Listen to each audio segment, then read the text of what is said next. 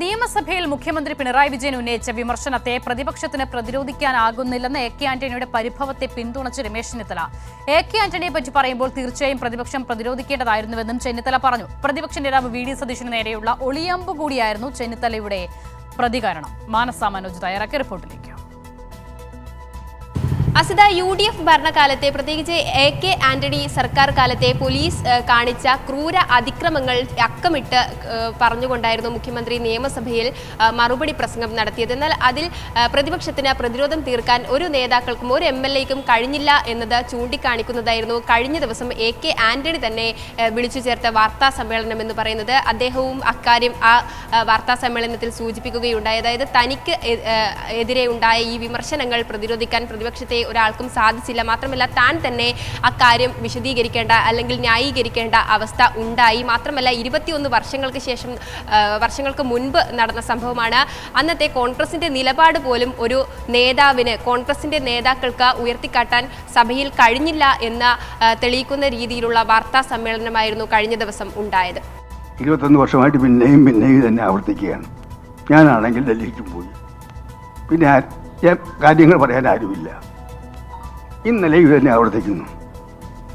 അതുകൊണ്ടാണ് ഞാൻ നിങ്ങളെ ഇത് വിളിച്ച് പറയാൻ കാരണം എൻ്റെ കാലത്ത് നടന്ന നിർഭാഗ്യകരമായ സംഭവങ്ങളാണ്. ഈ ദുഃഖമുണ്ട് ആ സംഭവത്തിൽ, രണ്ട് സംഭവത്തിലും. ശിവഗിരി സംഭവത്തിൽ ഈ ദുഃഖമുണ്ട്, മുത്തങ്ങ സംഭവത്തിലും ദുഃഖമുണ്ട്.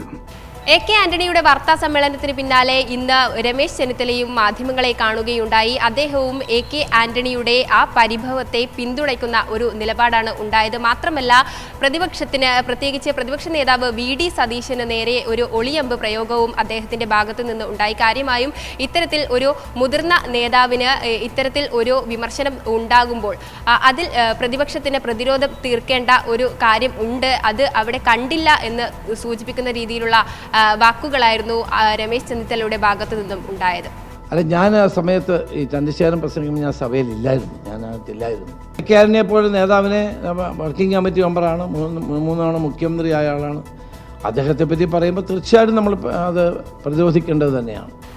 ഏതായാലും കോൺഗ്രസിന്റെ നിലപാട് എന്താണെന്നും ഒരു പ്രതിരോധം തീർക്കാനുള്ള ഒരു രീതി കോൺഗ്രസ് നേതാക്കൾക്ക് ഇടയിൽ ഇല്ല എന്നും സൂചിപ്പിക്കുന്ന രീതിയിലുള്ള അഭിപ്രായങ്ങളാണ് നിലവിൽ വരുന്നത്. മാത്രമല്ല പ്രതിപക്ഷ നേതാവ് വി ഡി സതീശന് ഇക്കാര്യത്തിൽ പ്രധാനമായും പ്രതിരോധം തീർക്കാൻ കഴിയുന്നില്ല എന്ന് തന്നെ എ കെ ആന്റണിയും കഴിഞ്ഞ ദിവസത്തെ വാർത്താ സമ്മേളനത്തിലൂടെ തെളിയിക്കുന്നു. പിന്നാലെ രമേശ് ചെന്നിത്തലയും പ്രതിപക്ഷ നേതാവിന് ഒളിയമ്പുമായി മുന്നോട്ട് വരുന്നു. ഏതായാലും നേതാക്കൾക്കിടയിൽ തന്നെ ഇക്കാര്യവുമായി ബന്ധപ്പെട്ട ഭിന്ന അഭിപ്രായങ്ങൾ ഉണ്ടാകുന്നു. ഇത് വീണ്ടും ഒരു രൂക്ഷ തർക്കത്തിന് കോൺഗ്രസിനെ നയിക്കുന്നു എന്ന രീതിയിലുള്ള പ്രതികരണങ്ങളൊക്കെയും തന്നെയാണ് നേതാക്കളുടെ ഭാഗത്തു നിന്നും ഉണ്ടാകുന്നത്. അസിത, മാനസയാണ് വിവരങ്ങൾ നൽകിയത്.